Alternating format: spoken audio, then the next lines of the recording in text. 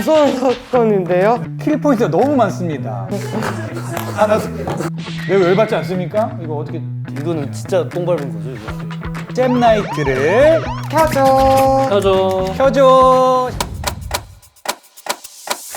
네, 안녕하세요 여러분, 반갑습니다. 지난주에 이어서 오늘도 특별편으로 준비를 했습니다. 바로 잼나이트를 켜줘. 사연을 통해서 금융사기에 대한 내용들을 알아보고 오늘도 이어서 가보도록 하겠습니다. 자, 그러면 이제 사연을 한번 뽑아보도록 하겠습니다. 첫 번째 사연은 우리 승훈이가 뽑아주실 텐데요. 자, 또 사연 박스에 준비된 사연 중에 원하시는 걸 골라서 뽑아주시면 되겠습니다. 전 이거로 할게요. 네. 오, 네. 취준하다가 범죄자 된 썰이에요. 취준하다가 범죄자가 된 소리, 이거 굉장히 궁금합니다. 그럼 바로 사연 같이 들어보도록 하겠습니다. 안녕하세요. 저는 서울에 살고 있는 취준생입니다. 자격증 시험을 준비 중인데 생활비로 부모님께 손 벌리기 죄송해져서 낮에 일하고 저녁에는 공부하기로 마음먹었어요. 사실 지금까지 학교 다닐 때에는 용돈이 넉넉한 편이라서 아르바이트를 따로 해보진 않았었거든요. 알바곰에서 구인구직 공고를 쭉 보고 있는데 경력이 없는 저는 채용이 잘 되지 않더라고요. 그러던 어느 날 지원했던 회사에서 연락이 왔습니다. 잼컴퍼니입니다. 알바곰에서 지원하신 나순재님 맞으신가요? 네, 안녕하세요. 지원해주신 공고 보고 사실 경력이 없으셔서 걱정이 되긴 한데 일이 어렵진 않아서 금방 적응하실 거라고 믿고 연락드렸습니다. 네, 감사합니다. 업무 담당자가 사정상 퇴사하게 되는 바람에 급하게 대체자를 찾고 있거든요. 그래서 면접 따로 없이 나순재님 믿고 투입하려고 해요. 괜찮으시죠? 네, 저요. 뭐 잘 봐주셔서 감사합니다. 열심히 할게요. 그럼 채용으로 확정 지을게요. 감사합니다. 몇 가지 서류 준비할 게 있으신데 나순재님이 경력이 없으시니까 뭐 따로 어디 근무하면서 입금받은 내역은 없으시죠? 네, 없어요. 그 내역이 필요한 걸까요? 입금 내역이 있으면 이전 경력으로 인증돼서 좀 더 좋은 조건으로 들어오실 수 있긴 하거든요. 그러면 어차피 저희도 급하게 채용하는 거니까 괜찮은 조건으로 들어오실 수 있게 도와드릴게요. 저희 회사에서 거래하고 있는 잼뱅크에 가입하시면 급여처럼 이체를 해드릴게요. 그럼 받으신 금액을 다시 저희한테 보내주시면 급여 이체 내역이 생기는 거니까 인정될 거예요. 그냥 바로 이체해드리면 되는 거죠? 근데 꼭 찐뱅크로 해야 하나요? 저희 회사에서 거래하는 은행이라서요. 계좌번호 만드시고 저희한테 생년월일이랑 계좌 비밀번호 알려주시면 저희가 신용 확인도 하고 해당 계좌를 입사하셨을 때 급여 이체 통장으로 등록해둘게요. 난생 처음 회사에 채용되었다는 말을 듣고 신난 저는 급여 이체 통장으로 등록해준다는 말에 깜빡 속아 넘어가 시키는 대로 개인정보를 다 넘겨버렸습니다. 그리고 두 건에 입금된 금액을 도로 이체도 했죠. 신용 보증되는 것처럼 신용 확인이 필요하다고 생각했습니다. 하지만 출근 당일에 담당자는 연락두절이 되어버렸습니다. 결국 제가 만들었던 잼뱅크 계좌는 대포 통장으로 이용되어 명의인이 되었습니다. 저는 금융사기 처벌 대상이 되어 금융 제한을 받게 되었습니다.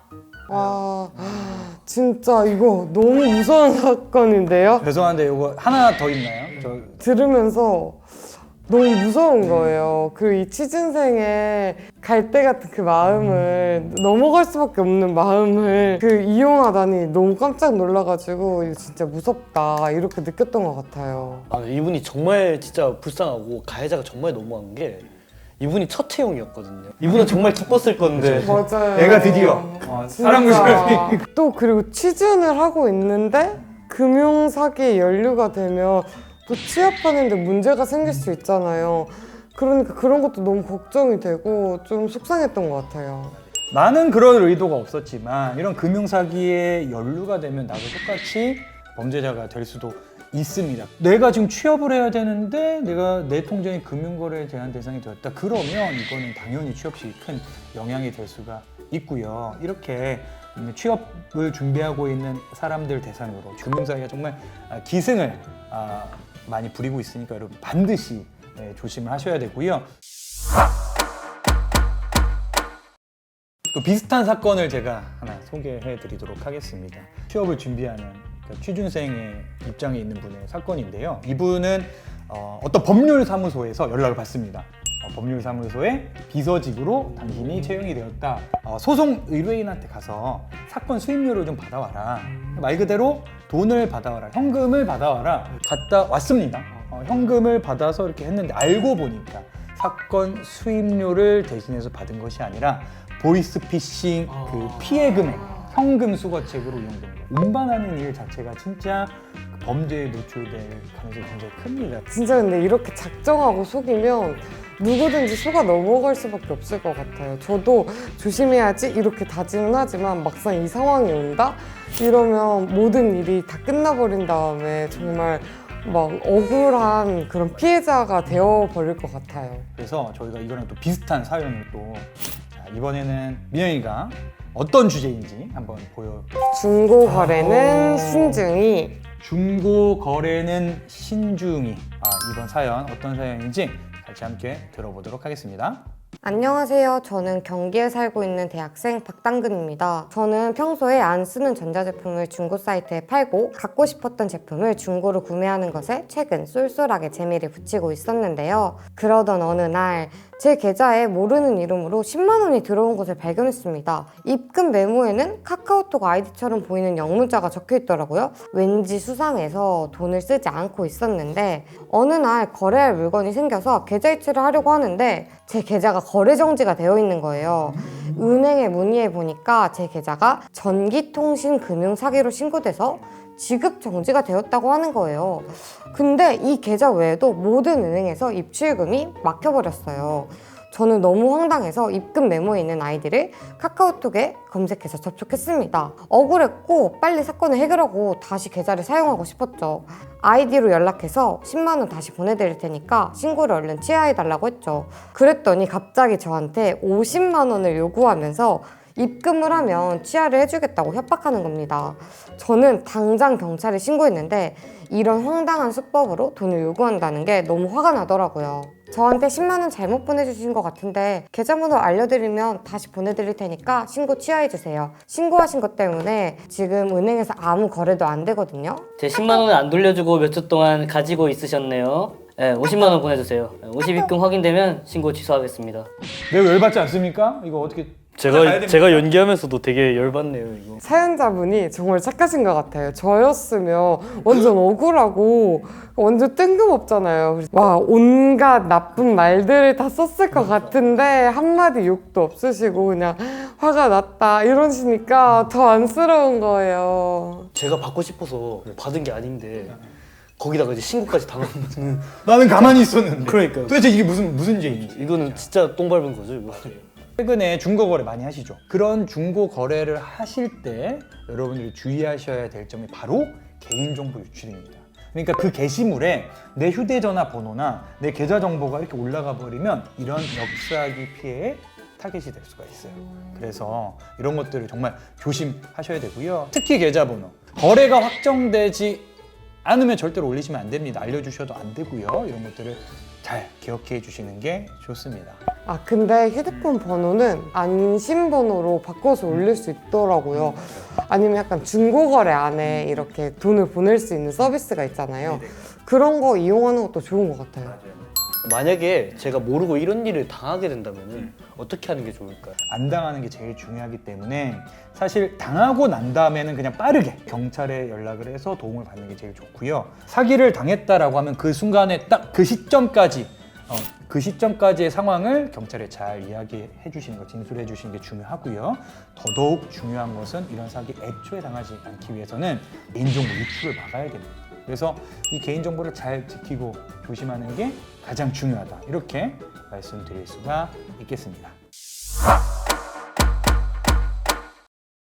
제가 이번 시간에 신용관리법에 대해서 말씀드린다고 했었죠? 기억하시나요? 네, 맞아요. 저 이거 진짜 궁금해요.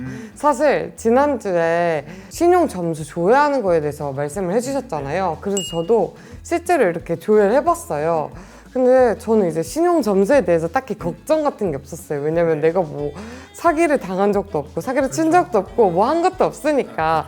근데 생각보다 점수가 그렇게 높지가 않은 거예요. 생각보다 많이 높다. 생각보다 높지 않아서 이거 어떻게 해야 좀 올라갈 수 있나 이런 고민도 좀 생기더라고요. 신용 점수를 잘 관리하는 것의 핵심은 바로 꾸준한 신용 거래 실적입니다. 이게 제일 핵심이에요. 체크카드는 여러분들 잘 아시다시피 말 그대로 통장에 있는 금액을 그대로 쓰는 거기 때문에 신용거래라는 것이라고 보기 어렵죠. 신용거래라는 것은 후불이라고 보시면 됩니다. 당신을 믿고 쓰게 해드리겠습니다. 추후에 결제해주세요 라는 거예요. 그래서 신용카드를 쓰시면 된다. 이렇게 보시면 좋습니다.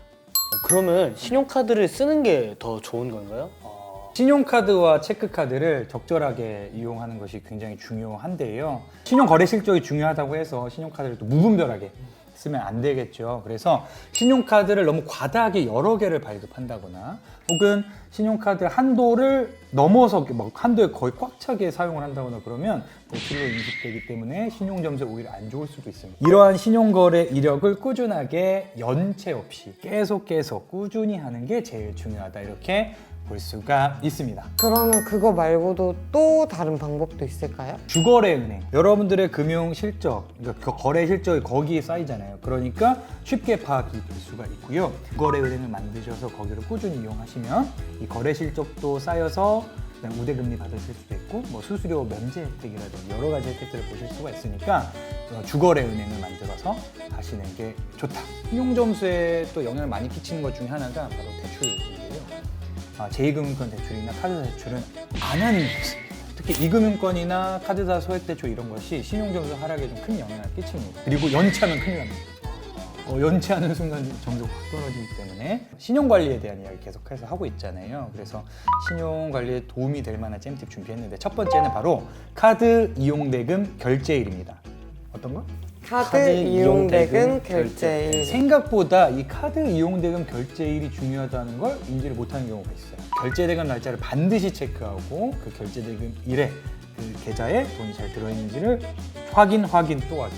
두 번째는 신용카드 보이실 때 즉각 대응하기. 자, 이 두 가지 팁, 신용카드와 관련된 팁 드렸는데요. 꼭 기억해 주시고 여러분들 실생활에 도움이 되시길 바랍니다. 네, 지금까지 신용관리에 대해서 저희 함께 알아보았습니다. 정말 중요하고도 또 중요하고도 중요한, 그러면서도 중요하면서 중요한 내용이라고 말씀을 드릴 수가 있겠습니다. 오늘 어떠셨어요, 민영이? 사실 제가 아까 신용 점수가 생각보다 높지 않아서 놀랐다고 했잖아요. 잼 선생님 말을 들어보니까 이게 돈을 잘 쓰는 것도 중요하구나 이런 생각이 들었어요. 저 같은 경우에는 이제 신용을 잘 관리하는 것도 중요하구나 이 생각을 했어요. 저는. 신용을 뭔가 쌓는 것도 중요하지만 그걸 앞으로 잘 관리해 나가는 게 중요하다. 다음 시간에 또 재밌는 게 준비되어 있거든요. 여러분들이 관심이 진짜 많을지도 모르겠어요. 바로 돈을 불리는 방법. 투자에 대해서 내용을 준비했습니다. 여러분들 많은 관심 부탁드리고요. 자, 그럼 같이 인사할까요?